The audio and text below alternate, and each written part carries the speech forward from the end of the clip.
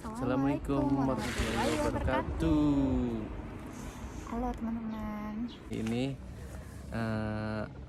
aku dan istriku ingin berbagi pengalaman cara membuat visa turis sampai ke visa dependen secara dirangkum aja ya. Mungkin kalau jelasin secara detail videonya bakal kita Berpart-part, tapi nanti kayak misalnya cara buat ininya nanti kita bikin lagi videonya biar kalian tuh nggak terlalu pusing, tapi keseluruhannya cerita dari kita itu, kisahnya kita dijadiin satu di sini dulu.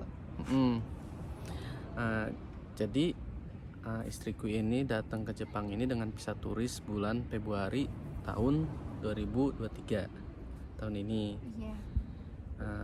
Kemudian setelah Dari visa sampai turis di itu, sini dari visa turis ini kita udah siapin berkas nih untuk mengajukan ke visa dependen. Nah, setelah sehari istriku sampai ke Jepang ini, kita langsung ke imigrasi di Nagoya gitu. Misalkan istriku nyampe hari Jumat, Sabtu. Aku berangkat, Minggu ya. Aku berangkat dari Indonesia ke Jepang itu hari Sabtu. Nyampe hari Minggu. Nah, aku cepet langsung sama Mas ini. Hari Seninnya kita langsung pergi. Hari ya, Mas, Seninnya kita langsung ke imigrasi Nagoya. Nah, terus di sana kita apply dokumen untuk mengajukan visa dependen itu. Setelah itu kita dapat surat ya, satu lembar surat kertas. Iya, kayak penerimaan berkas gitu. Iya, tanda untuk kita tuh udah punya berkas. daftar di situ. Itu kata petugasnya itu kita harus tunggu dari 1 sampai 2 bulan.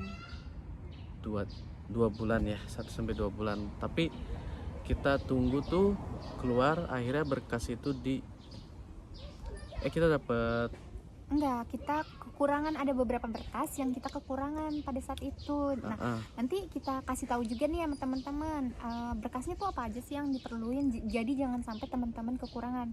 Tapi tenang aja, kalaupun kekurangan, pihak imigrasi tuh pasti akan ngasih tahu apa aja surat kekurangannya. gitu ya, Mas ya. Jadi Hagaki itu datang ke apato kita setelah 2,5 bulan itu. Misalkan Februari kita apply, terus datang surat Hagaki itu di pertengahan April ya. Kan 2,5 bulan. Iya. Maret, April itu kita dapat surat kalau kita tuh masih ada berkas yang kurang. Ternyata dokumen kami yang kurang itu waktu itu nomor perusahaan gitu. Bukan, surat kontrak aku itu masih berkas yang untuk pengajuan visa turis. Jadi kalau bisa teman-teman ini surat kontraknya itu yang terbaru ya, misalkan 3 bulan terakhir gitu. Kalau bisa sih minta sama Hakeng. Kebetulan kan aku tuh Hakeng ya, atau visa aku engineering. Jadi kita minta surat itu dari Hakeng kita yang terbaru, surat kontrak itu kayak aku Somesyo itu. Jadi setelah itu minta yang terbaru, kita kirim lagi ke imigrasi gitu kekurangannya itu. Jadi setelah tapi kita ngirimnya lewat ini Hagaki. Lewat Hagaki. Enggak, kita kirimnya itu dari pos, langsung ke pos kan. Jadi kan Hagaki itu datang itu udah plus amplopnya itu yang dari imigrasi. Jadi kita kirim kekurangannya itu dari amplop yang dari imigrasinya itu, tinggal kirim balik aja gitu kekurangannya gitu. Iya, udah itu setelah 2 minggu kemudian kita dapat pos lagi. Kalau apa nih namanya, eligibility kita akhirnya turun. Iya, sertifikat of eligibility-nya turun. Datang lagi setelah 2 minggu ya. Ya, jadi pokoknya di akhir April. Di akhir April itu kita kan ngajuin awal Februari, Maret, April. Jadi di akhir April itu kita udah dapet eligibility-nya udah turun. Nah, kita udah seneng dong gitu. LG-nya turun nih. Lagi aku punya Zaire kado ya gitu. Iya, KTP Jepang, Zaire kadonya itu. Nah, aku pikir itu. Terus kita pas 2 minggu setelahnya, karena kan kita punya jangka waktu 2 minggu dong. ya dari kan ya? CEO itu turun. Iya, dari CEO turun tuh harus cepet-cepet ke Imigrasi imigrasi lagi. lagi buat konfirmasi. Nah ternyata pas udah nyampe sana kita dapat surat pink kayak gini nih. Ya nanti kita cantumin di sini. Nah setelah COE kita dapat, kita ke imigrasi lagi. Yang kita pikir itu kita langsung dapat nih apa Jaryo kadonya. Ternyata kita nggak langsung dapat Jaryo kado. COE kita diambil dari pihak imigrasi, terus kita dapat kertas lagi selembar warna pink ya, warna pink. Nah yang kurang lebih di situ artinya kita dalam Masih tunggu. disuruh Karena tunggu kan- dan pertimbangan lagi gitu. Nah, Karena kan aku tambahin ya, kalau misalnya visa turis aku tuh kan udah sampai Mei ya, udah habis tanggal 6 Mei. Karena kan aku nyampe tuh di 6 Februari, Maret, April, Mei. Tapi COE-nya belum Zay card-nya belum dapet. Jadi aku dapat kartu yang pink itu yang ya. Ya dapat kartu pink yang artinya itu masih dalam pertimbangan gitu. Tetapi itu diproses lah sama pihak imigrasi dan isinya itu setelah kami artiin itu di situ misalkan istriku ini habis di bulan Mei ya, kan masa aktif visa turis itu 3 bulan aja, dari Februari, Maret, April. Tetapi di situ itu artinya itu bahwa istriku masih bisa tinggal selama punya kertas pinknya itu selama punya 3 bulan kertas, lagi. pink itu selama 3 bulan lagi, jadi diperpanjang lah 3 bulan lagi gitu kan. Tetapi jika itu tidak keluar, kemungkinan ya istriku ini harus balik lagi ke Indonesia gitu, dengan mengulang lagi mengajukan visa dependent kayak gitu kurang lebih. Nah di situ kita ini harap-harap cemas ya, ini gimana nih, gimana kalau nggak keluar, bakal balik lagi dong ke Indonesia nih gitu kan. Tapi alhamdulillah ketika itu kita tunggu aja hasilnya gimana. Dalam waktu 1 bulan. Dalam waktu 1 bulan ya? Ya, 3 minggu lah, 3 minggu. Keluar di akhir Mei, bukan? Iya. Keluar di akhir Mei tahun ini. Alhamdulillah ada jawaban, dapat hagaki lagi kami dari imigrasi Nagoya.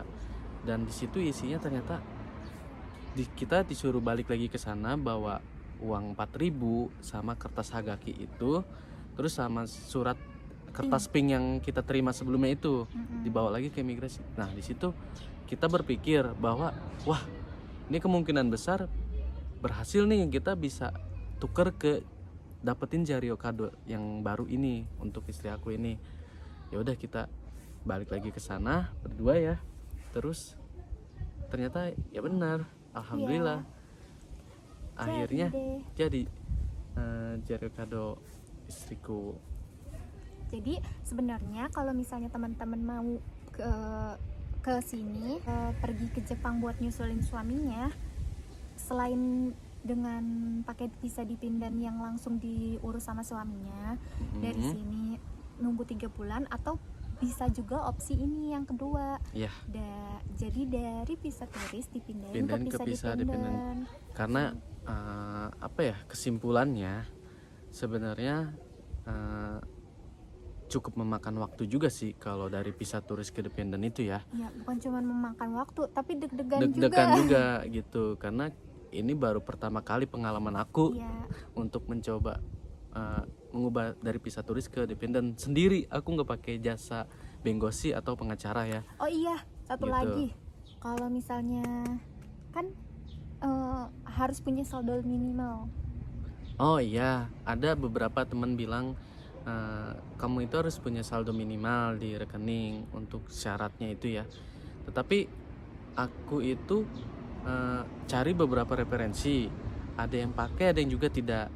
Yang penting syaratnya kamu itu kerja di Jepang itu minimal 3 bulan ya di perusahaan yang tempat kamu kerja. Terus di situ kamu udah memiliki rekening Yucho atau punya rekening tabungan di Jepang. Enggak tabungan juga sih, kayak di situ tuh kamu punya rekening Jepang aja gitu. Jepang doang sih. Bukti kamu punya rekening aja, enggak perlu kamu punya saldo berapa. Aku nggak pakai itu kok, nggak pakai Bener-bener kita nggak pakai saldo berapa saldo berapa, cuman atau kita cuman ngasih ini aja sih, slip slip gaji sama referensi sama referensi buku tabungan. tapi itu pun juga di bawah limit yang diinfokan gitu loh. Iya kan. Kita cuman rekening tabungan aja sih syaratnya, masukin ke situ sama slip gaji. Dan alhamdulillah pembuatan Z-Card ini dari awal sampai akhir itu kita nggak memakan waktu, memang memakan waktu yang agak panjang, tapi benar-benar nggak ngeluarin biaya sepeser pun gitu. Cuman yang 4.000 itu, dan emang 4.000 itu udah ketentuan dari imigrasinya. Ada yang nawarin Bengkosi untuk mengurusi ini buat pembuatan visa, tetapi kan aku pikir nggak ada salahnya untuk mencoba ya sendiri dulu. Ternyata bisa gitu, ternyata bisa. Kalau kurang lebih sih, kalau emang kalian nggak mau ribet untuk ngurus sendiri, itu bisa pakai Bengkosi atau pengacara. Itu memakan biaya kurang lebih sekitar 7 mang eng atau sampai 10 eng gitu ya, kurang lebih kayak gitu pengalaman aku. Tapi aku itu mencoba sendiri aja, jadi no eng gitu, cuman kita biaya ongkos aja bolak balik ke imigrasi. Oke teman-teman, sekian dari kita. Jadi buat teman-teman yang ragu-ragu, mudah-mudahan ini memberikan suatu pencerahan ya Mas ya. Ya, mudah-mudahan bisa bermanfaat ya video ini buat teman-teman yang mau mengundang istrinya ke Jepang. Jadi nanti buat syarat-syaratnya nanti kalian bisa nonton video-video kita yang di bawah-bawah. Jangan lupa apa sayang? Subscribe, like, comment, and share. Dadah. Bye bye.